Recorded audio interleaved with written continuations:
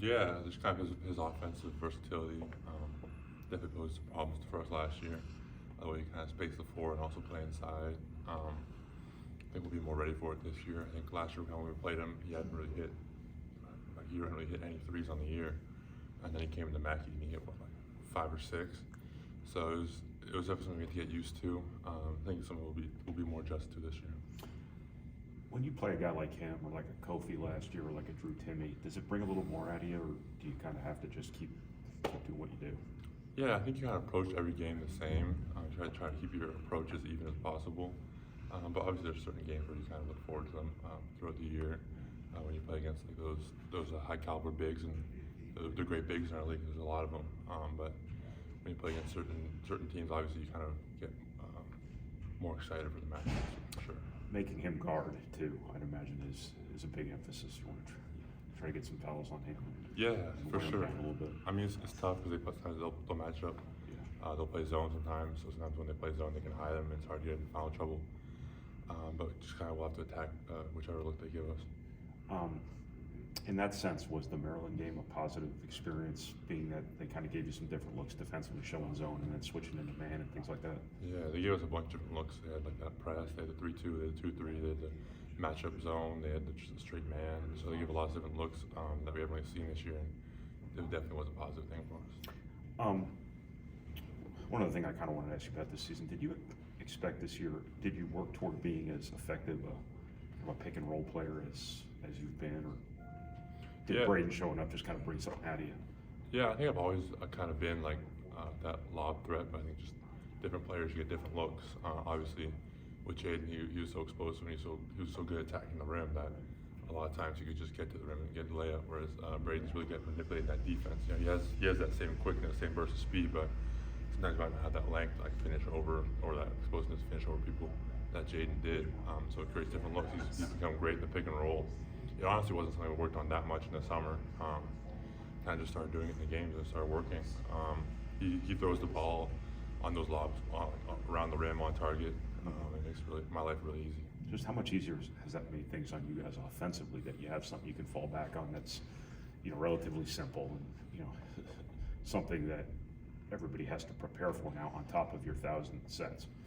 Yeah, it's nice. You only have those 2 fallback options. You know, if you don't get anything out of our sets, you always just dump it into me in the post, or Braden get the ball and I can send him a ball screen. Both those are pretty easy offensive looks to get into, and it's a great fallback plan for sure. That first action too is a big part of your post entry too. Just how important is that for you, finding position around the basket, you know, off the roll? Yeah, it's great.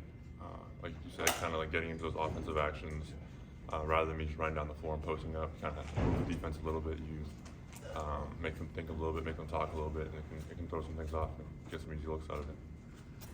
How have you, I know we've talked about this before, just learning to play without fouling and sometimes realizing, you know, maybe a situation where you're out of position last year, you make a foul, just knowing maybe it's easier to give them an easy bucket than not pick up a foul. There's more value in me staying in the game. Yeah, for sure. I think playing without fouling is something I really have worked on in the last 3 years.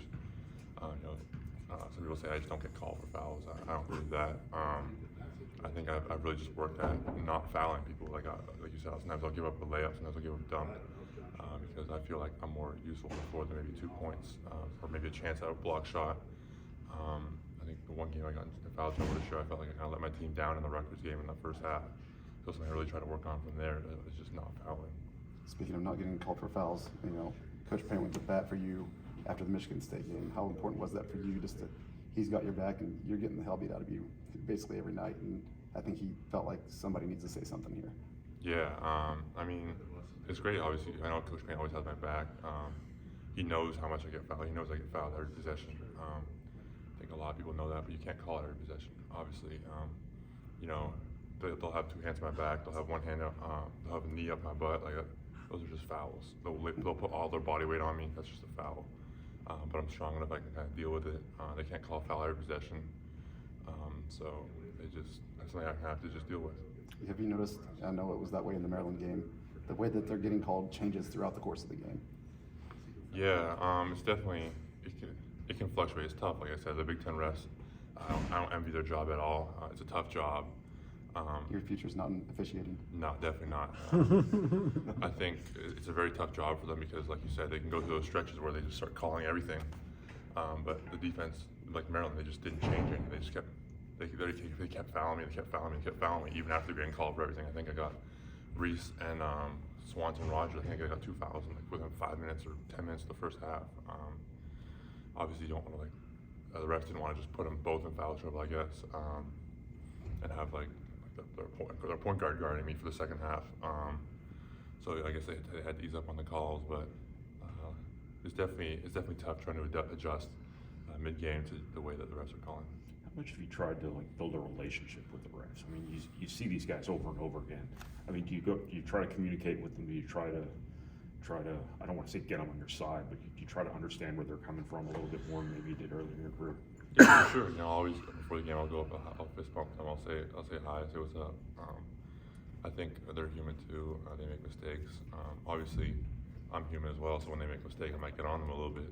But it's I definitely understand where they're coming from. I understand it's a hard job, and I try to build a relationship with them because that can go a long ways for sure. If you hadn't picked up basketball, what would you be doing right now? I mean, would you have stayed the baseball route? I mean, probably, yeah, I'd probably still be playing baseball. I'm not sure if my shoulder would still be holding up. But yeah, if I could, I'd probably still be playing baseball. If not, I'd just be a regular student in Toronto, probably 7-footer.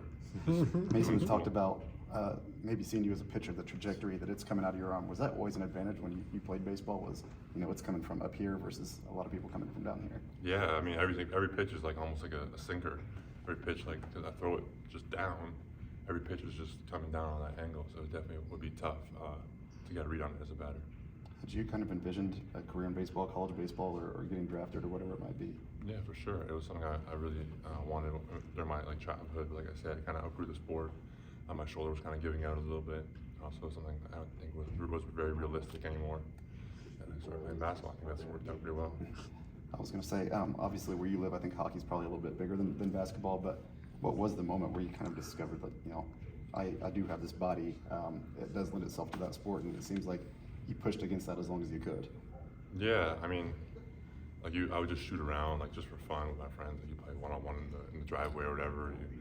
You do little scrimmages during gym class and like that, and I realized, like, yeah, height's pretty good for this sport, but it was never something that really interested me completely. I never really took it seriously.